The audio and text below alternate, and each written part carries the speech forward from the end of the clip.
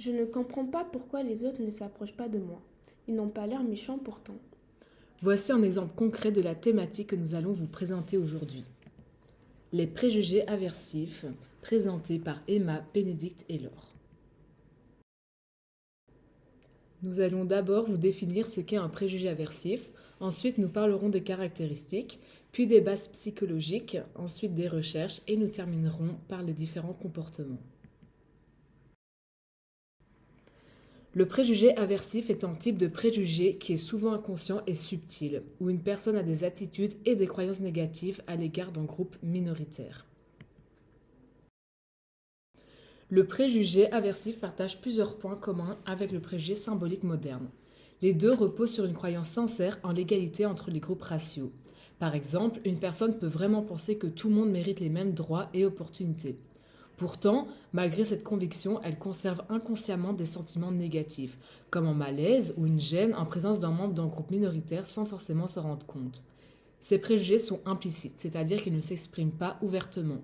Ils peuvent se manifester par des comportements légers, comme éviter le contact visuel ou adopter une attitude distante lors d'une interaction interraciale. En revanche, ces deux types de préjugés se distinguent sur plusieurs points. Par exemple, les personnes ayant un préjugé aversif soutiennent généralement les mesures pro-égalitaires comme la discrimination positive, tandis que celles présentant un préjugé symbolique moderne y sont plutôt opposées, estimant qu'elles sont injustes ou inutiles.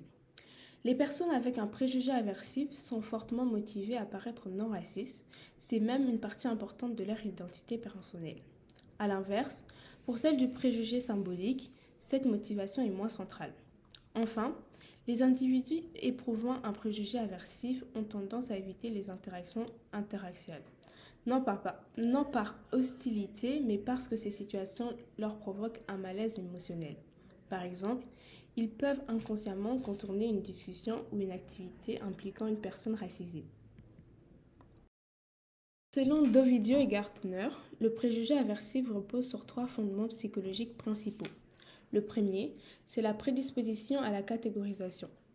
Notre cerveau classe naturellement les gens en groupe, ce qui nous amène à favoriser notre groupe et à dévaloriser les autres, souvent sans qu'on le remarque.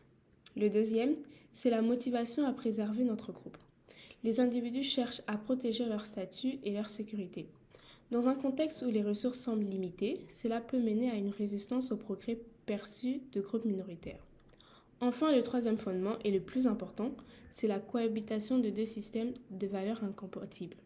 D'un côté, les personnes blanches ont été socialisées dans des traditions racistes, ce qui a laissé des traces sous forme de préjugés implicites et d'émotions négatives envers le groupe minoritaire.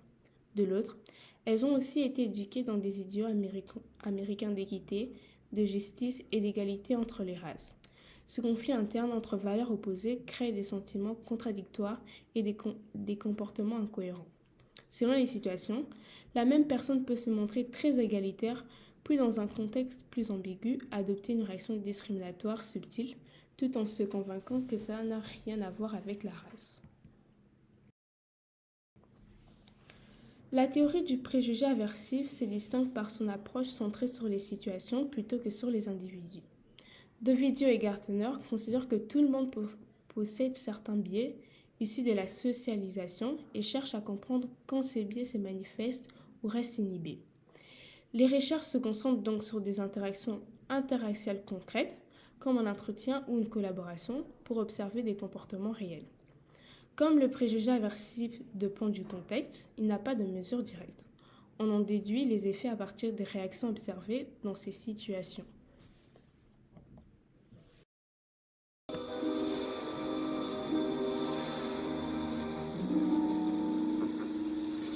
Je sais ce que tu es en train de te dire.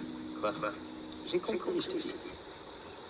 Une famille de blancs, des domestiques noirs, c'est tellement cliché. Je ne voulais pas vous emmener sur ce terrain. C'est pas vraiment la peine. Non. On a engagé Georgina et Walter à l'époque pour s'occuper de mes parents. Quand ils sont décédés, ça a été au-dessus de mes forces. J'ai pas pu m'en séparer. Mais t'inquiète, j'ai vraiment honte. Il t'a bloqué ça. Ouais, je crois que je ferai. Tu sais, sais, je vais le dire, si j'avais pu voter une troisième fois pour Obama, je l'aurais fait les yeux fermés. C'est le meilleur président que l'Amérique ait jamais eu de loin. On retrouve par exemple dans cet extrait du film Get Out, quand les parents de la petite amie blanche de Chris, qui est noire, se croient très ouverts d'esprit, ils répètent qu'ils auraient voté Obama une troisième fois, mais leur malaise est évident. Je vais maintenant vous parler des préjugés aversifs et des comportements qui en découlent. Le premier comportement typique, c'est l'évitement du contact entre les groupes, surtout envers les groupes minoritaires. Autrement dit, certaines personnes disent ne pas être racistes, mais elles préfèrent garder leur distance dans certaines situations, surtout quand la relation devient plus proche ou personnelle. Par exemple, imaginons Amine, un étudiant noir. Ses camarades blancs sont gentils avec lui à la fac, ils lui parlent, rigolent avec lui, mais quand il s'agit de choisir un colocataire, tout le monde trouve soudain quelqu'un d'autre. C'est exactement ce que montre l'étude de Muir. Beaucoup de personnes blanches disent se sentir à l'aise à l'idée d'avoir des contacts interpersonnels distants avec un étudiant noir, mais beaucoup moins accepteraient de vivre avec. Ce type d'évitement est très blessant. Certains se sentent même obligés de nier leur identité propre pour être acceptés. Un exemple est la technique de la boîte, utilisée dans le passé par certains propriétaires noirs aux États-Unis.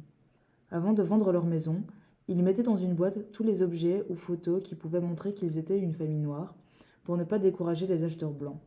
Certains allaient même jusqu'à demander à des amis blancs de faire visiter leur maison à leur place. Cette boîte est une métaphore des relations entre races et montre jusqu'où les noirs doivent aller pour répondre aux attentes des blancs.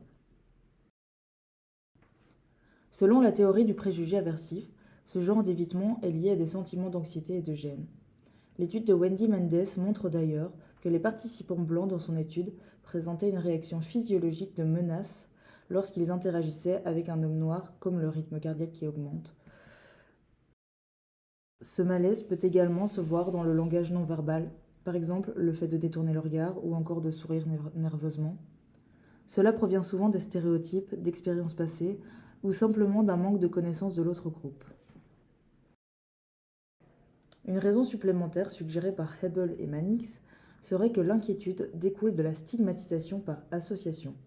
Celle-ci se définit par le rejet ou la discrimination d'une personne, non pas pour ses propres caractéristiques, mais parce qu'elle est proche d'un individu ou d'un groupe stigmatisé. Par exemple, la sœur d'une personne incarcérée pourrait être jugée comme suspecte ou délinquante, même sans aucune raison valable. Dans une autre recherche, Dovidio a sélectionné 3 groupes de participants. Le premier groupe, préjugés traditionnels, composé de gens ayant de hauts scores sur les mesures de préjugés implicites et explicites. Le deuxième, préjugés aversifs, composé de ceux qui avaient un score élevé en préjugés implicites mais un score faible en préjugés explicites. Et le troisième groupe, sans préjugés, avec un score faible dans les 2 mesures. Chaque participant a travaillé avec un partenaire noir sur une tâche de résolution de problème. Les résultats montrent que les personnes sans préjugés et celles avec un préjugé aversif se comportent de manière conforme aux normes sociales dans cette situation. En revanche, les participants à préjugés traditionnels se montraient moins amicaux. Toutefois, les partenaires noirs percevaient ceux de la condition préjugé aversif aussi inamicaux que ceux de la condition préjugé traditionnelle.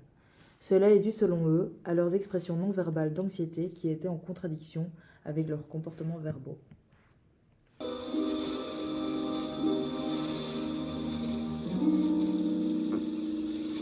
Je sais ce que tu es en train de te dire. Quoi? J'ai compris, je te dis. Une famille de blancs, des domestiques noirs, c'est tellement cliché. Je voulais pas vous emmener sur ces terrains. Oui, c'est pas vraiment la peine.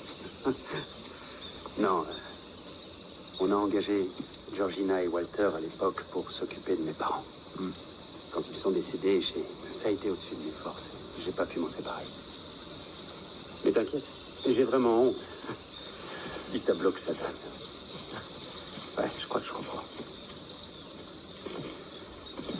Et tu sais, je vais te dire, si j'avais pu voter une troisième fois pour Obama, je l'aurais fait les yeux fermés. C'est le meilleur président que l'Amérique ait jamais eu de loin.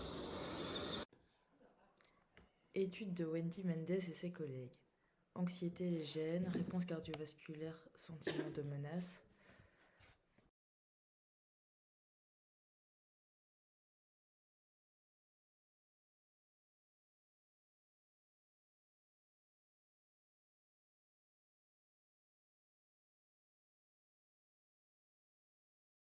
Le souci est que cette envie de montrer que nous ne portons aucun préjugé mène les gens à exagérer leur effort et à positiver à outrance les interactions avec les groupes minoritaires.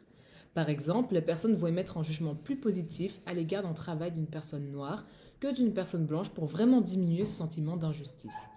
Par exemple, lors d'interviews dans la recherche d'un employé, lorsqu'une situation est claire et que nous savons pertinemment qu'un sujet est bon ou non d'après ses qualités sur son CV, il n'y a pas de biais en fonction de la couleur de peau de la personne.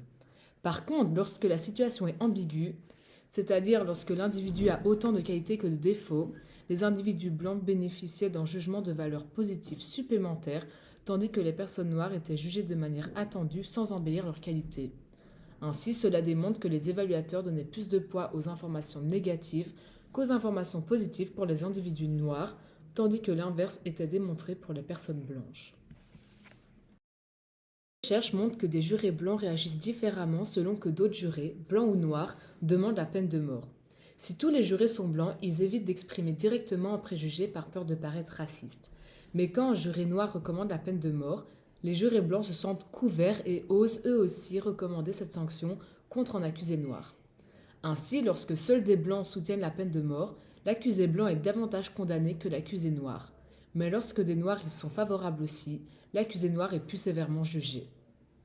Une autre étude a été amenée afin de montrer les préjugés des personnes blanches par rapport aux personnes noires en fonction de leur statut social. Dans l'étude de Dovidio et Gardner, ils ont assemblé des binômes de travail, un blanc et un partenaire noir ou blanc, qui devaient s'entraider. Ils en ont tiré que lorsque les partenaires étaient noirs et de statut élevé, leur binôme les aidait moins et les jugeait comme étant moins compétents et moins intelligents que les partenaires blancs équivalents. Les participants reconnaissent plus facilement l'intelligence de partenaires blancs, mais sous-estiment celle des partenaires noirs. Voici notre petite conclusion. Donc, le préjugé aversif est une forme de racisme inconscient et subtil. Une personne peut se dire ouverte et pour l'égalité, mais ressentir malgré elle de la gêne ou de la distance envers les minorités. Cela se voit dans des petits gestes ou attitudes comme éviter le contact ou paraître mal à l'aise. Comprendre ce type de préjugé est essentiel pour pouvoir le reconnaître et agir contre lui. Merci de nous avoir écoutés et n'hésitez pas si vous avez des questions.